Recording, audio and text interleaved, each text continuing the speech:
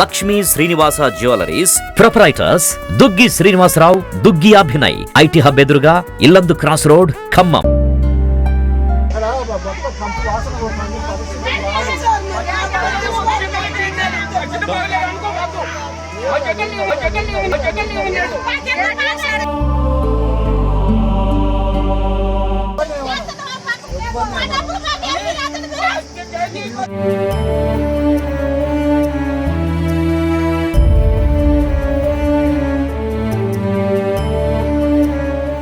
నమస్తే, welcome to Suman TV Khammam. నేను మీ శిల్ప. ఈరోజు ఖమ్మంలోని ప్రభుత్వ జనరల్ హాస్పిటల్లో 259 కాంట్రాక్ట్ బేసిక్ కార్మికులు ఉన్నారు. సో వారు ఈ 4 సంవత్సరాలుగా పనిచేస్తుండగా ప్రతిసారి 4 నెలల జీతం ఆపటంతో ఈరోజు వారంతా రోడ్డెక్కి ధర్నా చేస్తున్న పరిస్థితి చూస్తున్నాం. అంతేకాకుండా వారు కరోనా టైంలో కూడా ఎన్నో సేవలు అందించాం, ఆ టైంలో కూడా మేము శాలరీ ఇవ్వకపోయినా సర్దుకుపోయాం. కానీ ఇప్పుడు ప్రతిసారి 4 నెలల జీతం అనేది పెండింగ్ పెట్టడం మాకు ఇంట్లో పరిస్థితి చాలా దయనీయంగా ఉంది. ఒక నెల జీతం అందకపోయినా మాకు ఇంట్లో పరిస్థితి బాగాలేదు అంటూ వారు బోర్న మొత్తుకుంటున్న సిచ్యువేషన్ చూస్తున్నాం. అంతేకాకుండా ఇక్కడ ఉన్న కాంట్రాక్టర్స్ ప్రతిసారి 4 నెలల జీతం పెండింగ్ పెట్టడం, వారు పెండింగ్ పెట్టడంతో మాకు ఏదో ఒక న్యాయం చేయాలి అని చెప్తూ ఉన్నారు.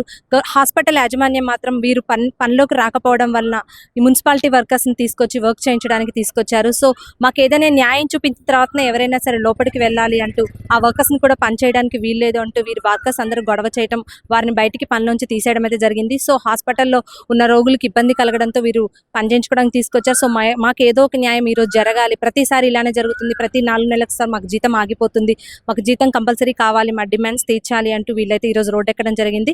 సో ఇక్కడ ఏం జరుగుతుంది, ఈ సిచ్యువేషన్, వారి డిమాండ్స్ ఏంటి తెలుసుకునే ప్రయత్నం చేద్దాం. డిమాండ్స్ ఏంటి, ఎందుకు ప్రతిసారి 4 నెలలుగా జీతం ఆగిపోవడం, మళ్ళీ మీరు రోడ్ ఎక్కడం ఇలానే ప్రతి సంవత్సరం ప్రతి 4 నెలలకు సార్ జరుగుతుంది. అసలు ఈ సిచ్యువేషన్ ఎందుకు వచ్చిందంటారు, ఎవరి వల్ల వచ్చిందంట? ఖమ్మం జిల్లా ప్రభుత్వ ప్రధాన ఆసుపత్రిలో 259 మంది అవుట్ సోర్సింగ్ పద్ధతిలో పనిచేస్తూ ఉన్నారు. పనిచేసేటువంటి కార్మికులకి గత 4 నెలలుగా జీతాలు ఇవ్వడం లేదు. గతంలో వైద్య విధాన పరిషత్ కింద ఈ హాస్పిటల్ నిర్వహించబడింది. అప్పుడు 575 బెడ్లకి నిధులు మంజూరు చేశారు. దాంట్లోనే కార్మికులకి జీతాలు చెల్లించడం జరిగింది. కానీ ఇది డిఎంఏ పరిధిలో పోయిన తర్వాత 475 బెడ్లకు మాత్రమే నిధులు విడుదల చేస్తున్నారు. మిగిలిన 100 బెడ్లకి శాంక్షన్ లేదని చెప్పేసి పెండింగ్ పెడతా ఉన్నారు. ఇది మేము గత 3 సంవత్సరాల నుంచి పోరాటం చేస్తా ఉన్నాం. ఇది టెక్నికల్ ఇష్యూ. ఆ టెక్నికల్ ఇష్యూని పరిష్కారం చేయాల్సిన అధికారులు చేయకపోవడం వల్ల కార్మికులు ఇవాళ పస్తులు ఉంచాల్సిన పరిస్థితులు ఏర్పడ్డాయి. మంత్రులు జోక్యం చేసుకుంటే ఒక రోజులో అయ్యే పరిష్కారాన్ని ఇవాళ సంవత్సరాల తరబడి పెండింగ్ పెట్టారు. ఈ జిల్లాలో 3 మంత్రులు ఉన్నారు, చాలా ముఖ్యమైన మంత్రులు. ఆర్థిక శాఖ మంత్రి ఇక్కడే ఉన్నారు, అట్లే రెవెన్యూ శాఖ మంత్రి ఉన్నారు, వ్యవసాయ శాఖ మంత్రి ఇక్కడే ఉన్నారు. వీళ్ళందరూ 3 మంత్రులు కనుక తలుచుకుంటే ఒక రోజులో పరిష్కారమే సమస్యని కావాలని సరైన దృష్టి పెట్టకపోవడం వల్ల ఇలా కార్మికులు కడుపులు మార్చుకోవాల్సిన పరిస్థితులు వచ్చినాయి. ఈ నేపథ్యంలోనే మేము అనేక సార్లు మా యూనియన్లుగా హైదరాబాద్ వెళ్ళి డిఎంఈ గారిని కూడా కలిసాము. ఈ సమస్యను వెంటనే పరిష్కారం చేయండి అని చెప్పి వచ్చాము. సార్ కూడా 2 రోజులు మీకు జీతాలు పెండింగ్ జీతాల వరకు విడుదల చేస్తామని చెప్పేసి హామీ ఇచ్చారు. హామీ ఇచ్చి వారం రోజులు అయినప్పటికీ ఈ రోజు వరకు మాకు జీతాలు అకౌంట్లో పడలేదు. మా కార్మికులందరూ కూడా జీతాలు అకౌంట్లో పడితే తప్ప మేము ఆందోళన విరమించమని చెప్పేసి కూర్చున్నారు. కాబట్టి అధికారులు వెంటనే జోక్యం చేసుకొని, మంత్రులు వెంటనే జోక్యం చేసుకొని పెండింగ్ జీతాలు వెంటనే విడుదల చేయాలని చెప్పేసి మేము కోరుతా ఉన్నాం. చెప్పండి, అసలు ఎందుకు ప్రతి 4 నెలలకి జీతాలు పడకపోవడం, అంతేకాకుండా ఇలా రోడ్ ఎక్కడం, ధర్నాలు చేయటం, అసలు ఈ సిచ్యువేషన్ ఎందుకు వచ్చిందంటారు? అసలు ప్రాబ్లం ఎక్కడ స్టార్ట్ అయిందంట? ఈ జిల్లాలో 675 పడకల ఆసుపత్రిగా పనిచేస్తుంది. వీళ్ళు 575 మంది అనే చెప్తున్నారు. 700 పడకలు ఉన్నాయి ఈ ఆసుపత్రిలో. దానికి కావలసిన కార్మికులు ఇంకా అదనంగా 50 మంది కావాలి. అయినా 259 మంది కార్మికులు చేస్తున్నారు. ప్రతి సంవత్సరం కూడా కార్మికులు జీతాలు అడిగితే చెల్లించట్లేదు. అనివార్యమై మా జీతాలు మాకు చెల్లించాలని దాదాపు 6 రోజుల నుంచి అలా కార్మికులు ఆందోళన చేస్తున్నారు. కానీ కార్మికులు అడుగుతున్న న్యాయమైన డిమాండ్లను పరిష్కరించలేని ఈ ప్రభుత్వము, ఈ జిల్లా అధికారులు ప్రజల మీద ఉసుగొలుపుతూ పోటీ కార్మికులను పెట్టి కార్మికులను రెచ్చగొడతారే తప్ప సమస్యని పరిష్కరిద్దాం. 4 నెలల నుంచి పేద కార్మికులు, ఎస్సీ ఎస్టీ బీసీ కార్మికులు వీళ్ళు ఈ పని మీద ఆధారపడ్డారు. 4 నెలల నుంచి కడుపు గాలి సమ్మె చేస్తుంటే పరిష్కరించవలసిన అధికారులు పోటీగా తీసుకొచ్చి కార్మికులు పెట్టి కార్మికులు రెచ్చగొడతారే తప్ప మరో మార్గం లేదు. ఇప్పటికైనా మేము జిల్లా అధికారులను అడుగుతున్నా ఒకటే మేము అడిగేది. ఎందుకు అంటే జిల్లా అధికారులని మేము అడిగేది ఒకటే, మేము ప్రజల ఆరోగ్యాలు కాపాడటానికి ఆసుపత్రిలో మా ప్రాణాలు పణంగా పెట్టి పనిచేస్తున్నాం. మాకు జీతాలు వేయండి, ప్రజల ఆరోగ్యాలు కాపాడుతాం, ఆసుపత్రి ఆరోగ్యాలు కాపాడుతాం. ప్రజలంటే మేము వ్యతిరేకం కాదు, ప్రజల బాగోగులు కాపాడటానికే ఈ హాస్పిటల్లో మా ప్రాణాలని కరోనా టైంలో ప్రాణాలు పణంగా పెట్టి పనిచేసినాం. కడుపు కాలి మేము 4 నెలల నుంచి అధికారుల ఇళ్ల చుట్టూ తిరిగాం, అధికారుల ఇళ్ల కాడికి పోయాం, మొరబెట్టుకున్నాం. ఆఖరికి హైదరాబాద్ వెళ్ళి ఆ పెద్ద ఆఫీసర్ అంటే ఆయన కాడికి పోయి మొరబెట్టుకున్నా అతి లేదు గతి లేదు. కాబట్టి అనివార్యమైన పరిస్థితుల్లోనే మేము సమ్మె చేస్తున్నాం. ఈ సమ్మె శాంతియుతంగా జరుగుతుంది. ఈ శాంతియుతంగా కావాలని కార్మికుల్ని రెచ్చగొడితే మాత్రం ఇది జిల్లా. ఇప్పుడు రీసెంట్ గా పోయినసారి మీరు తుమ్మల నాగేశ్వరరావు గారు ఇంటి క్యాంప్ ఆఫీస్ కూడా ముట్టడి చేయడం జరిగింది. సో అంత కారణం ఏమొచ్చిందంట? అధికారులు పట్టించుకోకపోవడం వల్ల. కాంగ్రెస్ ప్రభుత్వం అధికారంలోకి వచ్చి 16 నెలలు అయితే 16 నెలల నుంచి ఆందోళన జరుగుతున్నది. తుమ్మల నాగేశ్వరరావు గారి దృష్టికి తీసుకెళ్లాం. ఆర్థిక మినిస్టరు ఈ జిల్లాలో దళితుడు ముఖ్యమంత్రిగా ఉంటే మాకు జీతాలు పడతాయని మీ ఆలోచన. ఆయన దగ్గర పోతే కూడా అసలు ఆయన కూడా కాగితం తీసుకొని అట్టేసిండే తప్ప ఈనాటి వరకు పట్టించుకోవట్లేదు. నిన్నగాక మొన్న ఒక నెల క్రితం ఈ ఆరోగ్య శాఖ మంత్రి ఇక్కడికి వస్తే ఆయన సమక్షంలో కూడా సార్ మా బతికెట్లుంది కొంచెం ఆలోచన చేయంటే నవ్వారు, కరప తీసుకున్నారు మేము అన్న. కానీ ఈ రోజు నెల అయినంత వరకు పట్టించుకోవట్లేదు. కాబట్టి ఇప్పటికైనా అధికారులు వెంటనే స్పందించాలి. సో ఇప్పుడు మీరు కాంట్రాక్ట్ వర్కర్లు ధర్నా చేయడం వల్ల హాస్పిటల్లో సేవలకు చాలా అంతరాయం కలుగుతుందని హాస్పిటల్ యాజమాన్యం భావించి మున్సిపాలిటీ వాళ్ళని తీసుకురావడం జరిగింది. ఆ విషయంలో మీరు ఎలా భావిస్తున్నారు? ఇది అధికారులు కావాలని పోటీ చేయటమే. ప్రజల ఆరోగ్యాలు కాపాడేది మేము. మున్సిపాలిటీ వాళ్ళు ఇక్కడికి వచ్చి పనిచేసే రైట్ లేదు, అయినా వాళ్ళని తీసుకొచ్చి ఇక్కడ చేపిస్తున్నారు. మేము ఏమంటున్నాం, మా జీతాలు ఏంటి, వాళ్ళు ఎందుకు చేయాలి, మా పని మేము చేస్తాం అంటున్నాం. ఎందుకు పోటీకి తీసుకొస్తున్నారు అంటే కార్మికులను రెచ్చగొడటానికి. ఇక్కడ అల్లర్లు అయితే వాళ్ళని అరెస్టులు చేసి కేసులు పెట్టి పనిలో నుంచి డిస్మిస్ చేయాలనే ఒక కుట్ర దీంట్లో దాగి ఉన్నది. మేము ఆ కుట్రను అర్థం చేసుకుని ఈ రోజు వరకు కూడా శాంతియుతంగా చేస్తున్నాం. కాబట్టి వెంటనే వాళ్ళ జీతాలు వేస్తే మేము ప్రజలకు వ్యతిరేకం కాదు, ఈ హాస్పిటల్లో ఉన్న రోగులకి మేము వ్యతిరేకం కాదు. ఈ రోగులను కాపాడే బాధ్యత మాది, మేము చేస్తున్నాం. కాంట్రాక్టర్ లోపం ఉంటే అధికారులు కాంట్రాక్టర్లు చూసుకోవాలి, మాకే సంబంధం అండి. మమ్మల్ని 30 రోజులు పని చేయమన్నారు, 24 రోజులు సెలవు పోని 26 రోజులు జీతం మా 12,093 రూపాయలు వేయాలి, మా పిఎఫ్ ఈఎస్ఐ కట్టాలి. అది ప్రభుత్వం ఇచ్చేది. కానీ మేము పనిచేసే వాళ్ళకి వాళ్ళకి ఏం గొడవలండి. ఇక్కడున్న అధికారులు తొందరపట్టేది. ఎందుకు అంటే మాకంటే ముందుగా వెనకబెట్టిన ఇవాళ కరీంనగర్ జిల్లాకు 3 కోట్లు వేశారు. మరి మాకు అది వాళ్ళకి ఇదే ప్రాబ్లం ఉంది. మరి మాకెందుకు వేయట్లేదండి? అధికారులు పట్టించుకుంటే సమస్య పరిష్కారం అయిద్దండి. ఇక్కడ కూర్చొని మీరు సమ్మె చేయొద్దు, మీరు ఏం చేయొద్దు అంటే 6 నెలల నుంచి సార్లు చెప్పిన దానిలో ఎన్నుకుంటూ వచ్చాము. ఇక మాకు గత్యంతరం లేక ఈ పని చేస్తున్నాం. అందరూ ఆలోచించాలి. పోలీస్ అధికారులకు విజ్ఞప్తి చేస్తున్నాం, జిల్లా మంత్రులకు విజ్ఞప్తి చేస్తున్నాం. అందరూ వెంటనే పరిష్కరించాలి, ప్రజల ఆరోగ్యాలు కాపాడాలనే మా విజ్ఞప్తి చేస్తున్నాం. ధర్నా ఇప్పుడు జరుగుతూ ఉంది. మీకు ఎలాంటి పైనుంచి ఆదేశాలు వచ్చాయి? అంతేకాకుండా నెక్స్ట్ స్టెప్ ఎలా తీసుకెళ్లాలనుకుంటున్నారు ఈ విషయంలో? మేము రేపటి దాకా ఆలోచన చేస్తున్నాం.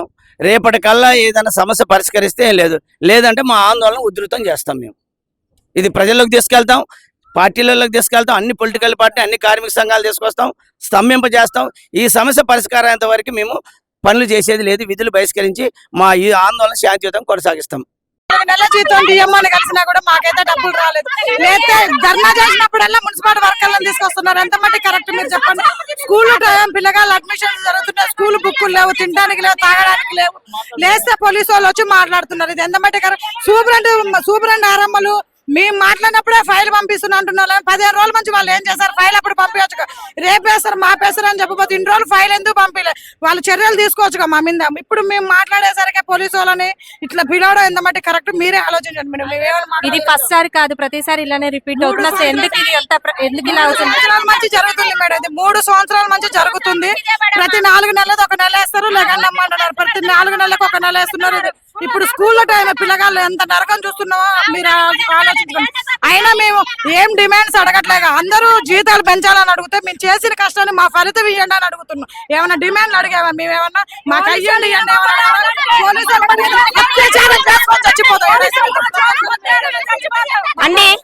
ఇవాళ కాదండి. మేము కోవిడ్ టైంలో కూడా ఎంత పని చేసినామో, ఎంత బాధలు పడ్డామో, ఎంత కష్టాలు అనుభవించినమో, మా కష్టం ఎవరైనా ఎంత బాధ అసలు నోట్లోంచి మాట రావడానికి కూడా ఆవేశంతో తట్టుకోలేకపోతున్నాం. మేము ఎంత నరకం చూపిస్తున్నారు. ఇప్పటికి 20 రోజులు పొద్దు మేము ఇక్కడ ధర్నా చేయబట్టి హైదరాబాద్ దేశపోయారు. అక్కడ డిఎంఓ గారు అతనైనా హైదరాబాద్ దేశపోయారు. తీసుకొచ్చిన తెల్లారే సూపరింటెండెంట్ సారు వీళ్ళందరూ కలిసి రేపు సాయంత్రమే మీకు జీతం వేస్తామమ్మా, మీరు డ్యూటీ ఎక్కడంటే వాళ్ళ మాటకి మేము గౌరవించి మేము డ్యూటీ చేసినాం. చేస్తే తెల్లారిపోయి అడిగితే మాకు తెలియదు అన్నట్టు సమాధానం చెబుతున్నారు. మళ్ళీ మేము 10 రోజులు అట్నే పారబడి ఉండి రేకుల చెట్లు ఉండి ధర్నా చేసినాం. 10 రోజులు చేసినా గానీ మళ్ళీ ఇంతే మాట్లాడుతున్నారు. మేము పోయి అడిగితే మళ్ళీ అదే సమాధానం చెబుతున్నారు. దీనికి పరిష్కారం ఎవరు చెప్తారో ఏం చేస్తారో మాకేం అర్థం కావట్లేదు. మేమైతే మా ఇళ్లలో పరిస్థితులు అసలు బాగలేదు. మేము ఎంత ఆవేశంగా ఉంటున్నాం. మేము ఇప్పుడు ఈ 10 రోజులు ఓపిక పట్టాలన్నా కాంట్రాక్ట్ కూడా అయిపోతుంది. 3 నెలల జీతం ఇవ్వాలి. ఇప్పుడు ఇది 4వ నెల. మేము 20 రోజుల ముందు చేస్తున్నాం. ఇంట్లో అన్నం తినట్లా, నీళ్లు తాగట్లా, ఏమీ లేవు. ఇళ్లలో మా పరిస్థితి ఎట్లుందో ఆలోచించకుండా కనీసం పోలీసులు పెట్టి మమ్మల్ని దౌర్జన్యం చేసి మమ్మల్ని బెదిరిస్తున్నారు. మేము ఎట్లా మాట్లాడాలి? ఈ కాంట్రాక్ట్ కూడా మారిపోతుంది, కాంట్రాక్ట్ కూడా అయిపోతుంది. మేము ఎవరిని అడగాలి? ఎవరితో మాట్లాడాలి? ఇంత ఒక్కరోజే ఉంది, ఇన్ని రోజుల నుంచి సమాధానం మాకు ఎవరు చెప్పేవారు లేరా? మేము పని చేయట్లేదా? 4 నెలల బట్టి పని చేస్తున్నా, మమ్మల్ని తీసుకున్న కాంట్రాక్ట్ లేరా? మాకెవరు లేరు, దిక్కు దశ ఎవరు లేరా? ఇన్ని నెలల బట్టి పని చేస్తున్నాం, 10 రోజులైంది మేము చేయబట్టి. కనీసం ఎవరైనా వచ్చి ఒక్కళ్ళైనా మాట్లాడుతున్నారా? మీరు కూర్చొని మీ ధర్నా చేస్తుంటే వాళ్ళ పని వాళ్ళు చేయించుకుంటున్నారు. మీ కాంట్రాక్టర్ ఏమని సమాధానం చెప్తున్నారు? మాకు చెప్పలేదు సమాధానం, మాకెవరు సమాధానం చెప్పలేదు ఇంతవరకు. కాంట్రాక్ట్ ఎవరైనా వచ్చి చెప్పట్లేదు. మేము ఆడ కూర్చొని ధర్నా చేస్తుంటే వాళ్ళు మేము ఎవరు అన్నట్టు వాళ్ళకి తెలియనట్టు మమ్మల్ని పట్టించుకోకుండా వాళ్ళ పని వాళ్ళు చేయించుకుంటున్నారు. అంటే మేమేమైపోవాలి? మేము ఇన్ని సంవత్సరాలు బట్టి చేసిన వాళ్ళం, మా జీతాలు అడిగితే మమ్మల్ని పక్కన కూర్చోబెట్టి ఏరే వాళ్ళతో చేయించుకుంటారా?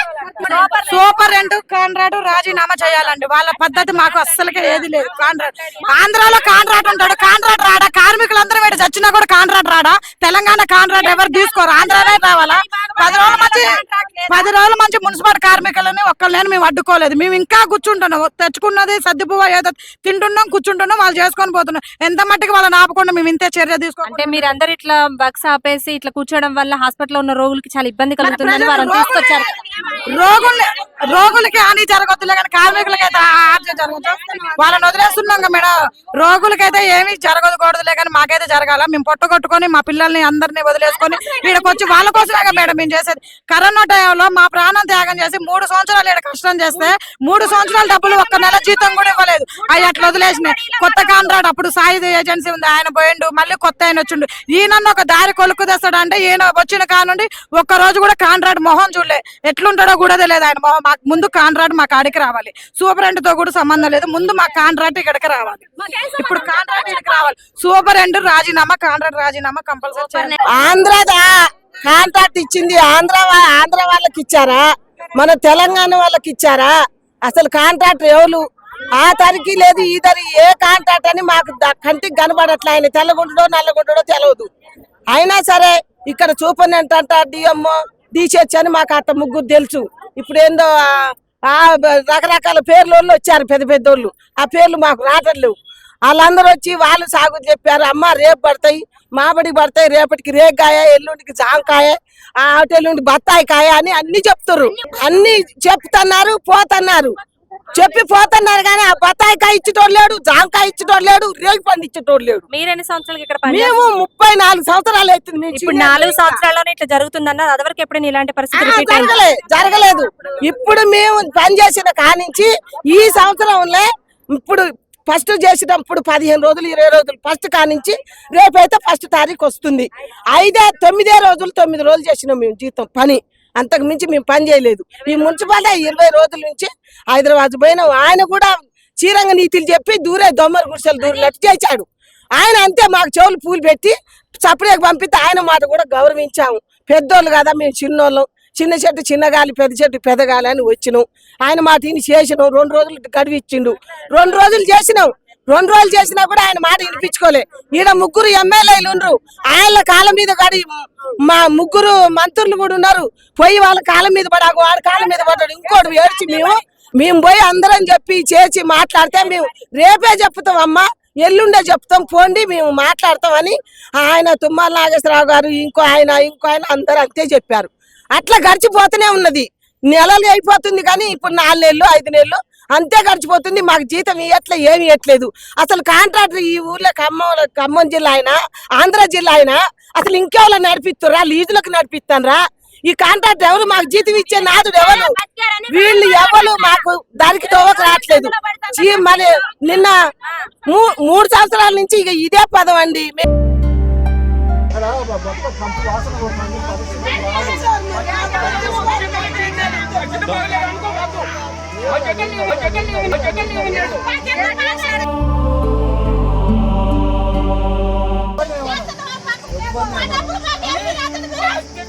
Thank you.